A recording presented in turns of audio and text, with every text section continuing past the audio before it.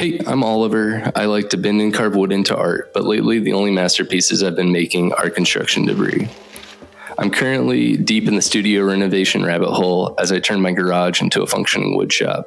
Between seemingly endless sheets of drywall and plumbing nightmares, I'm starting to lose my mind a little bit.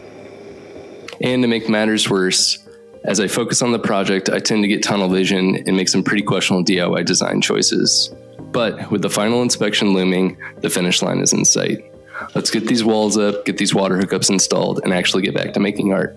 Welcome to the build. And so it begins. Here's me putting up my first sheet of drywall. I found that using a multi-tool to cut out the outlet sockets worked really well, and I was able to get really close without breaking the end edge there.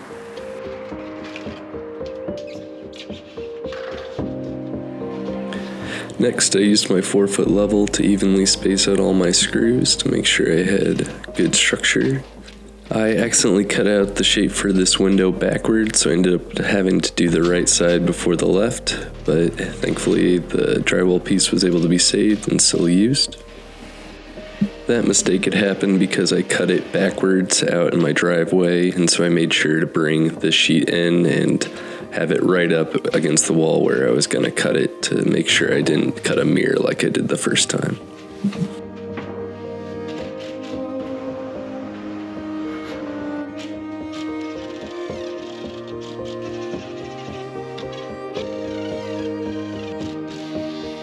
Up next was more outlets to be cut out. The drywall I'm working with here is 1/2 inch thick. On the next wall, because it'll be touching my house, it'll actually have to be 5/8 thick, which will be much heavier to pick up and to deal with. Trying to think ahead on how to pick up this 5/8 heavy drywall, I decided to make a shelf out of screws on the wall and see if I could pick up the drywall and then hold it there on the screw shelf and see if that would work. It ended up being still way too heavy, and as you can see here, I'm about to fall because it's just too much for me to pick up.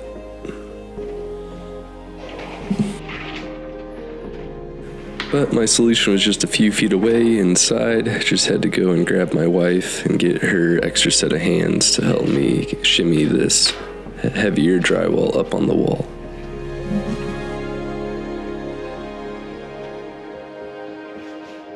And with her help, we had it up and secured in no time.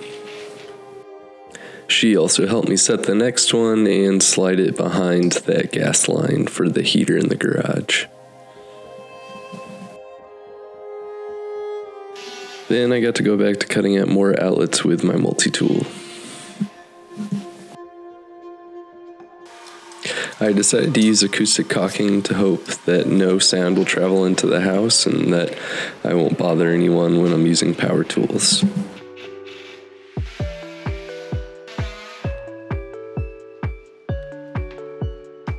The goal is to remove this ABS black pipe and replace it with some PVC, and then replace this whole thing just so it's not yellow and nicotine stained, but looks nice and clean. Using my right angle screwdriver worked out great for being able to get those screws and disassembling the faucet. Next, I pried off the faucet and removed the hoses.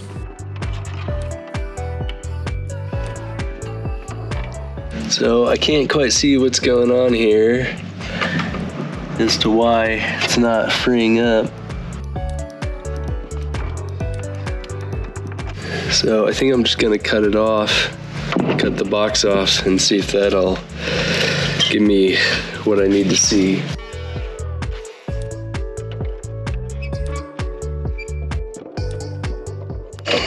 Hey, we got one out.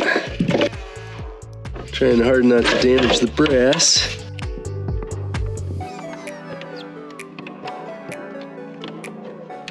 Ta-da! Here's our new hookups. Hopefully it'll work out for us.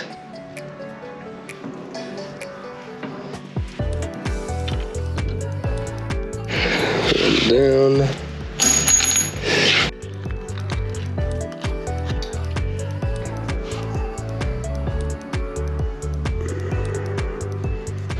Went to Walmart and got a little plumbing kit with some lead-free solder and this flux.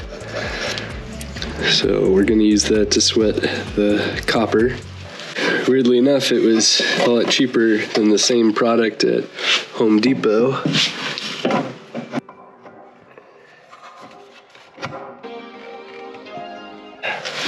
Well, those both fit in there really nicely. Happy with that. So what I'm really not excited about this is I don't want to catch the drywall on fire back here, nor do I want to melt the plastic, but I have to heat up this entire area, and so I don't know how I'm not going to melt some of the plastic, but my goal is to not do that.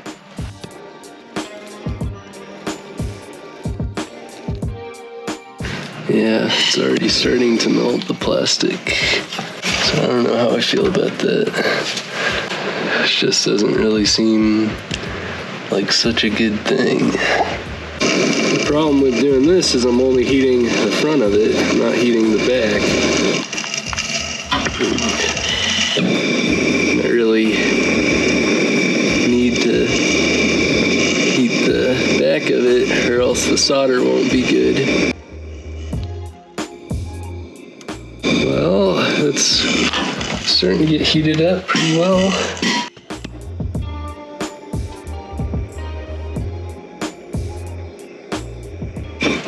It's not going in there. Well, this isn't gonna work. I'm gonna have to figure out how to use these screws. And so I went and got some shark bite, and it worked out really easy and what I should have done in the first place. But mistakes like that are pretty common when you're doing something that you don't do every day.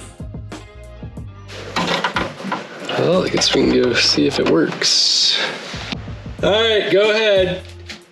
And with the water on, it's time to start working on the drain.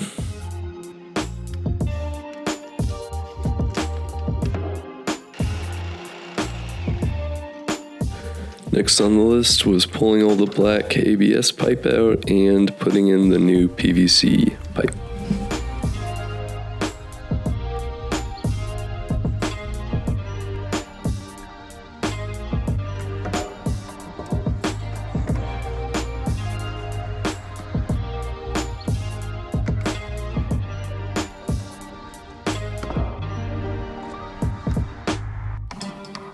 Eventually the PVC was installed and I could put in the hookups. While I was trying to cut out this outlet, I made the mistake of not checking behind it, and I almost cut through my heavy cable that I'm going to use for my table saw. Before I could install the sheet of drywall, I had to cut out a profile so it could go over my gas pipe for the heater. A little bit more.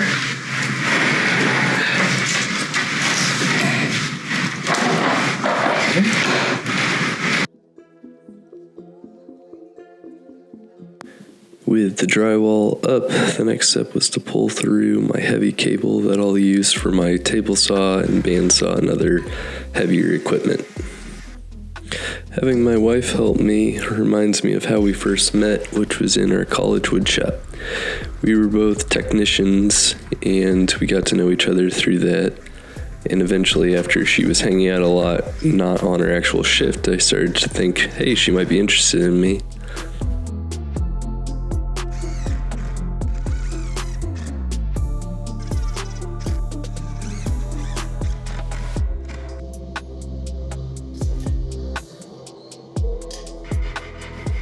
So next what I'm going to do is use my handsaw there to fine shape the cutouts to fit over both the water hookups as well as the drain PVC.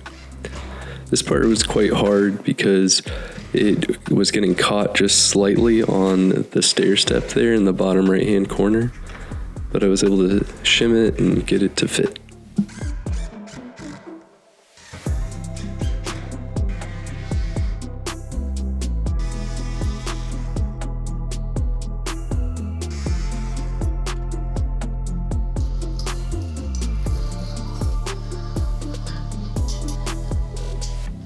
More acoustic caulking on the last wall touching my actual live space in my house, and then the 5/8 drywall up. I was able to do this one by myself because I just had to pick it up and get it over that door frame.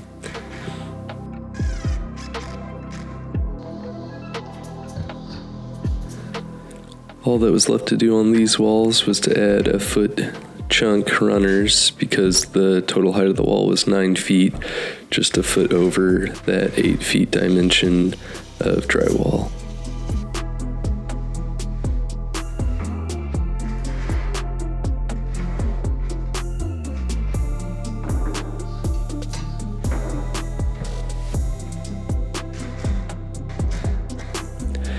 Re-drywalling this entire garage has been the biggest drywall project I've ever done. What is a large project you've done? Have you ever done a drywall project this big or some other project that you're pretty proud of? Let me know in the comments. I'd love to hear about what other people are up to.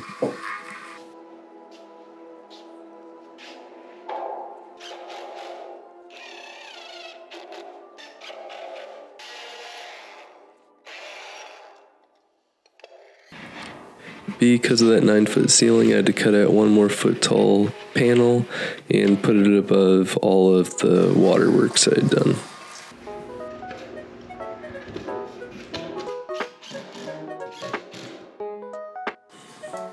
Which then left just a little 1 foot by 1 foot block.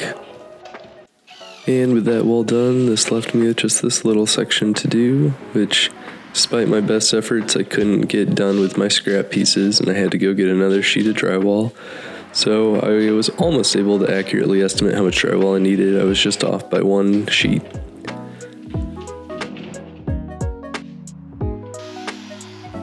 With the final work done, I had the city inspector come by and verify that the project was done up to code, and it passed. Thanks for following the journey. I hope you enjoyed hanging out with me as I got the drywall up and the water hookups installed. I started this project of turning my garage into a woodshop studio back in September of 2025, and it's now May of 2026. It feels incredibly good to finally start to see my studio take shape.